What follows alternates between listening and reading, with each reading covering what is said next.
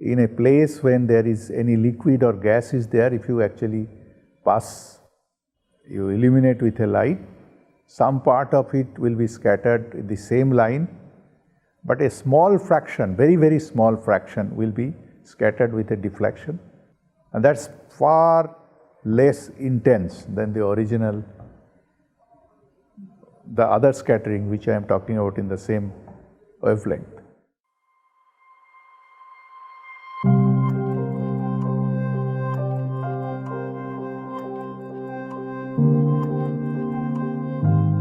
You don't get to know objects simply by shining a light on them.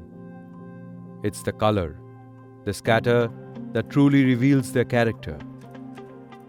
This was the crux of Sir C.V. Raman's life and works. An experimental investigation into the identities of atoms revealed in color signatures of their scattered light.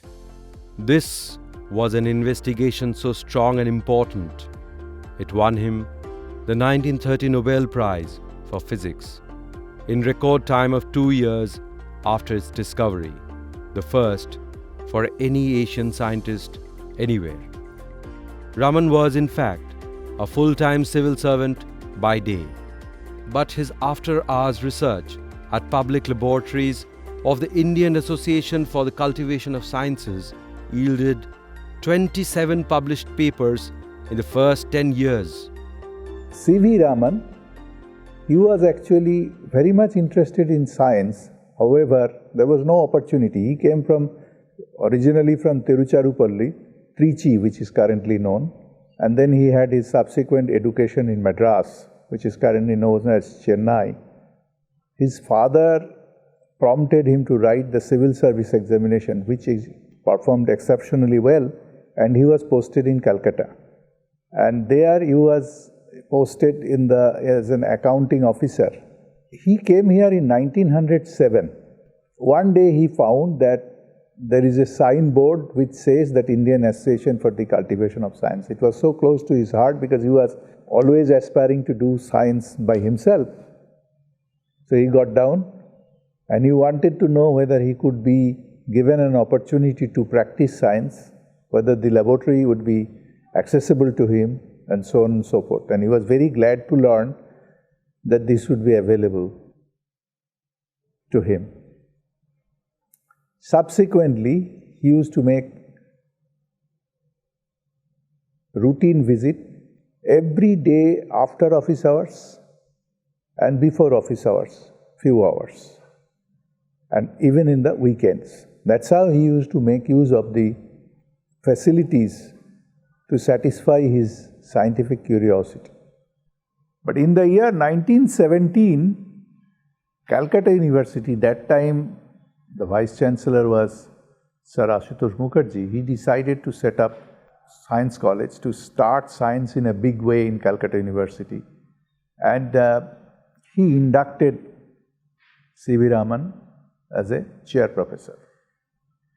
So actually that time Raman left his job and accepted this position of a Palit chair professor in University of Calcutta in Science College, almost at half of his remuneration that he was receiving in the Accountant General Office. Because his science was so close to his heart, he wanted to utilize that opportunity. And rest of the thing is all in the folklore. We know that subsequently went on doing more intense research. He used to do teaching in Science College for his earning and do research in Indian Association for the Cultivation of Science. Like all things worth dedicating a lifetime to, Sir C.V. Raman's pursuit of interaction of light with matter started with a poignant observation. How scattered light can contain wavelengths that don't feature in the light originally shown on the objects, and why?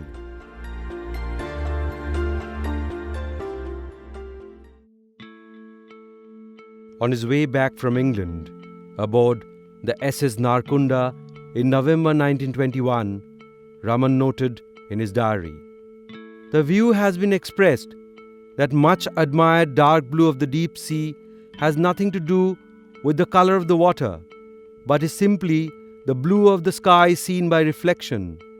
Whether this is really true is shown to be questionable by a simple mode of observation used by the present writer, in which surface reflection is eliminated and other factors remain the same.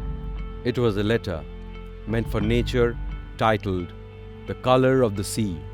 Raman had a new insight to offer, but first, as an experimentalist to the core, he had to verify his views in his laboratory in Calcutta. Now I am going to demonstrate the Raman experiment in a simple way. So here I am using a Nd:YAG laser. This is 532 nanometer laser. Now passing through a liquid which does not absorb the green light. So you can see the green light passing through the liquid. The scattering you are seeing here, this is Rayleigh scattering. So you cannot see this Raman scattering in bare eyes. So if you want to see that one, you have to put a filter that can actually block the original laser light, the exciting source. So you have to block the exciting source first, and then you can see the Raman light. If you want to block this light, you need a special filter which can block this 532 nanometer laser light. So this is a special type of filter. You can put in front of it, you will see the Raman line through this filter like the red light. But if you take out this filter, you will see the green light only. This is the Rayleigh scattering. Surprising, fresh and evident. Raman and his student Kariyamanikkam Srinivas Krishnan went on to report their experimental findings to Nature in a paper titled A New Type of Secondary Radiation. His observation was that irrespective of the sample that you take, you always get a secondary emission. It's a very weak emission, but that time these laser lights were not available. So what he did, he used a big condenser. Condenser means that it's a very big lens, and the sunlight that was used to condense the sunlight, and then he used this different kind of this optical filters. So changing these optical filters, although the sunlight is a perfect white light, you can generate your desired color. So what Raman did, that using the desired or different kind of these filters, he got colors of different wavelength, and then he focused those light on different kind of samples. So what he used mostly that different kind of this organic liquids. What he published in his first paper that appeared in Nature in 1928, that about 60 organic liquids he used. And it is not only that the liquids that is available in this industrial form, he was very much able to purify that liquids in a best possible pure form. And then he observed that irrespective of this liquid, when a particular color was shine, and then he always see that the same color of the secondary emission. So then he was very curious in the sense that the fluorescence is a process that is known at that time, that it depends on the material, because if the wavelength of the light doesn't match with this absorption wavelength of this material, one doesn't see the fluorescence. But this is such a situation that irrespective of the material, he can always see the secondary emission. So that's why first he termed this phenomena, and this is a very feeble fluorescence, feeble in the sense that this is not a normal fluorescence. So the first Raman spectrum that was reported in Nature, so it is basically taken from that paper. So he reported that time the spectrum that was given is from this benzene and this toluene. So these two spectrum, this Raman spectrum, he recorded for the first time using his own home-built apparatus and the mercury lamp that he acquired at that time from one of this European company who first brought this lamp in the market. Professor Robert Williams Wood of Johns Hopkins cabled Nature to report that he had verified Raman's brilliant and surprising discovery in every particular. This very beautiful discovery, which resulted from Raman's long and patient study of the phenomenon of light scattering, is one of the most convincing proofs of the quantum theory. In his 1930 Nobel Prize address, Raman remarked that the character of the scattered radiation enables us to obtain an insight into the ultimate structure of the scattering substance. Niels Bohr, in his recommendation letter to the Nobel Committee for Physics in January 1929, validated the Raman effect by stating that this phenomenon, the explanation of which agrees so well with the quantum theoretical ideas, will undoubtedly become a most important source in increasing our knowledge of the state of atoms and molecules of matter in transition, between which the characteristic spectra are emitted. In the first 7 years after its discovery, the Raman effect had become the subject of more than 700 papers in the scientific literature. So in India, the 28th February is celebrated as the National Science Day because on this day in the year 1928, Raman first publicly announced the discovery of his discovery, that is this Raman effect.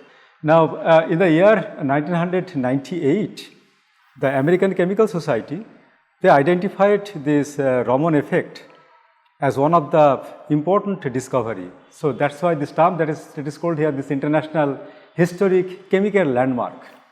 Because that time Raman himself, he realized that his discovery will have a very tremendous impact on the analysis of the various chemicals. From my recent work, I have seen that Raman spectroscopy can be put to a lot of use in our recent researches, especially for my kind of system, which is two-dimensional magnetic system, and it's a very novel system, and probing it otherwise is quite difficult.